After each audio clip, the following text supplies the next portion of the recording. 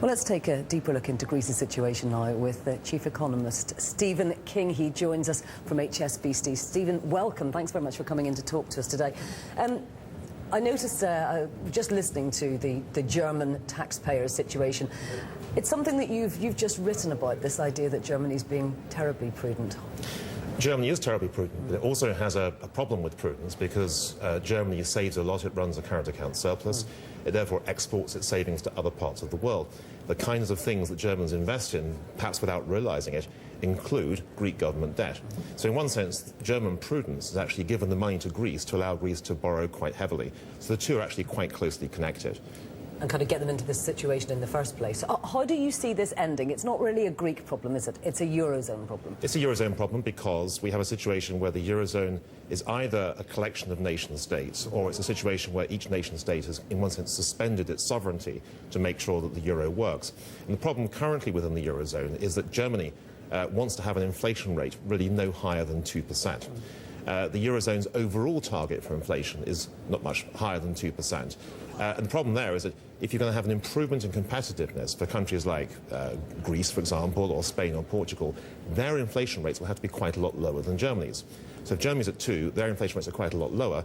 In effect, you're going to have the euro as a whole experiencing inflation which is too low. You have deflation, difficulty with repayment of government debt, and the whole situation becomes increasingly unstable. How do you manage it? I mean, do you think that the Eurozone should fall apart? Should it go its separate ways? No, I think that the Eurozone has to decide which direction it wants to go in. One possibility is it stays together, but it accepts that countries will end up with serious fiscal difficulties from time to time, and there'll be big risks of default and so on and so forth. The other possibility is to move towards a much more federally fiscal situation. So it stops countries from being able to borrow quite as aggressive as they have done over the course of the last few years. In other words, you would add to monetary union with a kind of fiscal union as well. Right. And that probably will work better, but we're a long way away from getting to that particular point. Indeed. Now, problems within the Eurozone play quite nicely into a book that you've just written, which I have to say, Losing Control it's called.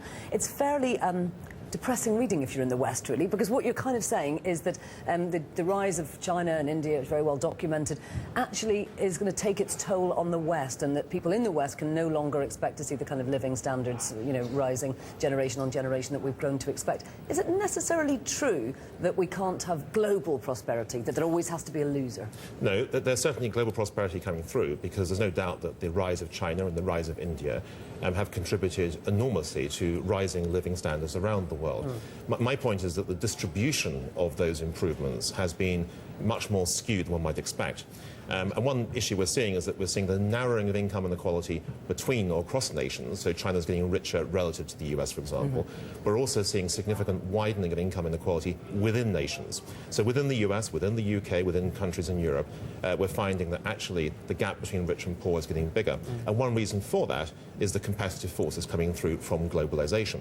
We've moved from a kind of Western labour market to a global labour market. And in the process of doing so, a lot of Western workers have found themselves looking increasingly vulnerable. So there's actually a big strain that comes through in the West, which has not properly been discussed, even though globalization itself has been benefits for the many. I suppose very often these are areas that governments don't want to touch because they include things like pensions, immigration. We've got an election coming up here in the UK. Not popular topics, but they have to be addressed. Absolutely right. I mean, one of the big difficulties in the West, of course, is the populations are ageing.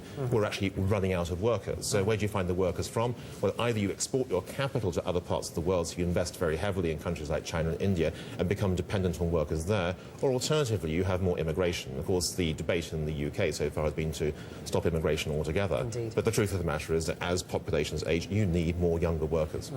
And what about China and India? I mean, you're seeing almost unbridled growth there. You don't think there are many problems on the horizon for those two nations? Well, I think it's true that in both countries, growth at the moment is actually just too strong. They're growing a little bit too quickly at this stage, and there'll be some questions about how they're going to slow themselves down, how to put the brakes on, and what sort of damage might come through from that.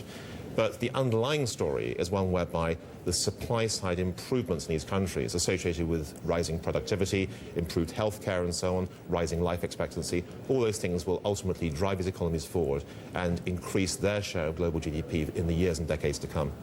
Stephen, lots more we could have talked about. Thank you very much indeed for coming in and talking to us today.